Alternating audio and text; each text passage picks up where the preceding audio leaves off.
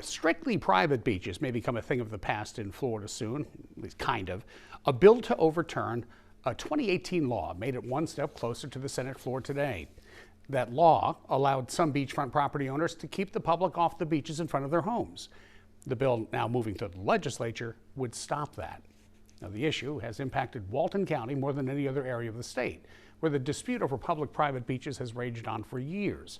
Now, out of Walton County's 26 miles of beach, about 17 miles are now privately owned. Our Hannah James joins us in the studio with more. Hannah?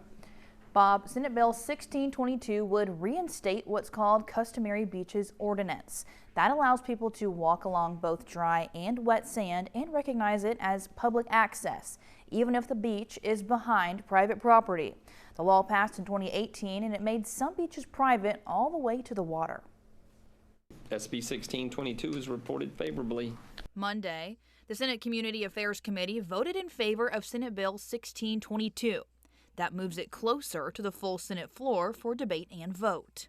Realtor Caleb Hoover says in 2018, when the first law passed, giving local government the ability to privatize beaches, property owners did not want people on the sand behind their homes. You had just people on the beach fishing, whatever it was. They could just come camp out in front of homes, condos, things like that, that kind of were open season for anybody that wanted to come out there. Then when 2018, when the law was passed, it made most people, that became their property. Walton County is one of the counties that then passed a local ordinance to privatize some beaches, which afforded private owners, many of whom hold deeds to the high water line, the right to call out beachgoers for trespassing on dry sand behind their homes. This law fundamentally altered public beach access in Walton County. Senate Bill 1622 repeals Section 163.035 to restore local government's authority to recognize and protect customary public use of beaches, especially in communities like Walton County, where public beach access is vital to both quality of life and the local economy. Many homeowners spoke out Monday about their diminished quality of life, with strangers roaming around their homes. It's total chaos on our beach. We've had people threatened on the beach numerous occasions. We've had fights on the beach. The abuse is now extending into the wet sand. The public is being kept off of the wet sand and not just the dry sand that was in question. Citizens are being harassed by emboldened private security guards. People are getting harassed, people are getting bothered just to go on wet sand, and the surrounding counties are not having this issue. Some local lawmakers say privatizing beaches puts a damper on tourism and hurts local economies. Our rental rates are down 10% from last year. That may not sound a lot, but when you're talking about our county budget, it sounds like a whole lot.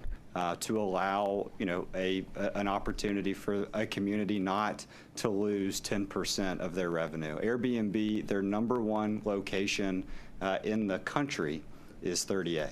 And you're seeing a reduction in number of groups that are booking, and it's a problem. Beachfront homeowners, on the other hand, say letting the public on their sand near their homes will hurt their property values. Basically, it's going to affect home value. So if your home value with the sand is, let's just say $1.5 million, and then you take that right away, so then it could drop it $300,000 just because you don't have that. Then it makes it public again. So where it was private rights to that point, now you're making it a public beach again.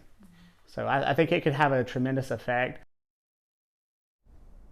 Today's vote moves the bill to the Florida Senate floor, closer to it rather. A similar bill is also filed in the House.